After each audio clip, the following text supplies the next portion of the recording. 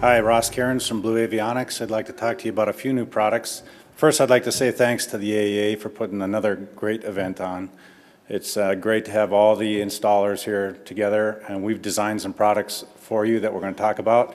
I'd like to also welcome Ed Gaines, who has just joined our force. Ed, if you'd stand up, we'll see you later on today in the training room. First thing is we have now certified or just about certified, it's supposed to certify this week on the BA 540. This 540 is really truly an adaptable avionics box that you can use for many different functions and hundreds of different functions. We'll talk a little bit about that during our training session. The first application we used it on was an overspeed Mach warning computer.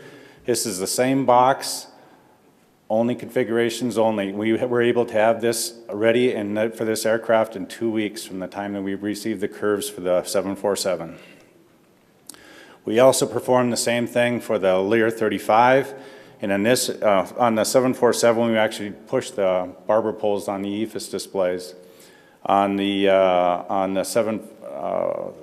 Lear 35, when we go over Mach, we will pull a stick puller as well on this one.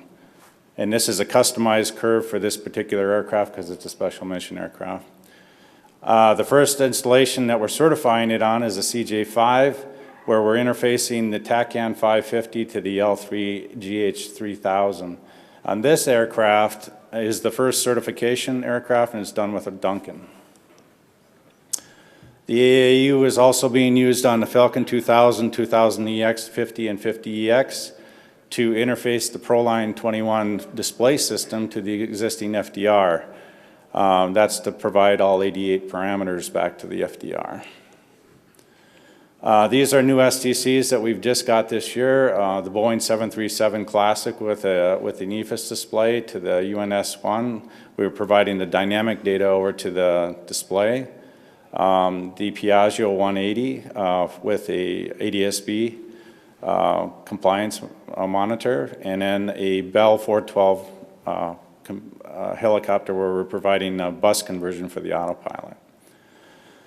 The NASA aircraft we already talked about, the Q400, where we're providing a TOS Mode 5 LPV and RMP glide slope alerting using the existing TOS systems in the aircraft.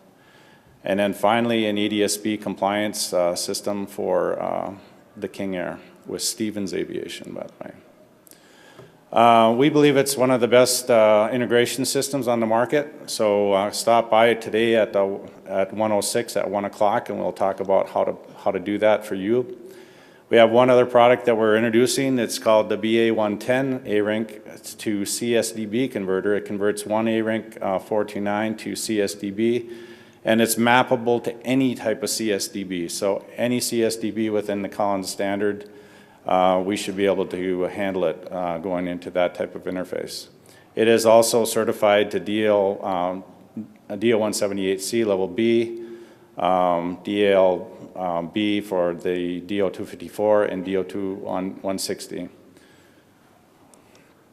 By the way, it's not certified yet. It's in process, so it's going to be a little bit later. The last thing I'd like to do is welcome you to our training room at 1:06 at 1 o'clock today. We're going to go through a whole bunch of adaptable avionics and how you can use them, and then stop by our booth at booth 400. Thanks.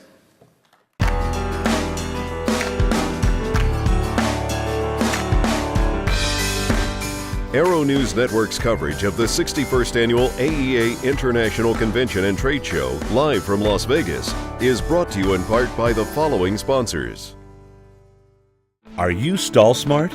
Ever since Orville and Wilbur took to the skies, pilots have been taught that the more airspeed you have, the better off you are. But over the last 100 plus years, we've learned that's not always the case. Take stalls, for example. The common belief is that if you have sufficient airspeed, the aircraft won't stall. The fact is, an airfoil always stalls at the same critical angle of attack in relation to the relative airflow, regardless of airspeed, configuration, or weight. Learn more at aspenavionics.com.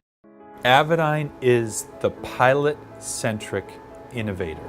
If you look at Avidyne's 20-plus year history, we had the first moving map, full color, that had everything on it. We were the first ones to do a primary flight display for general aviation. Avidyne has lots of opportunities and things in the works that will continue the leadership role we played in the past of coming up with new concepts and always having the best user interface to them.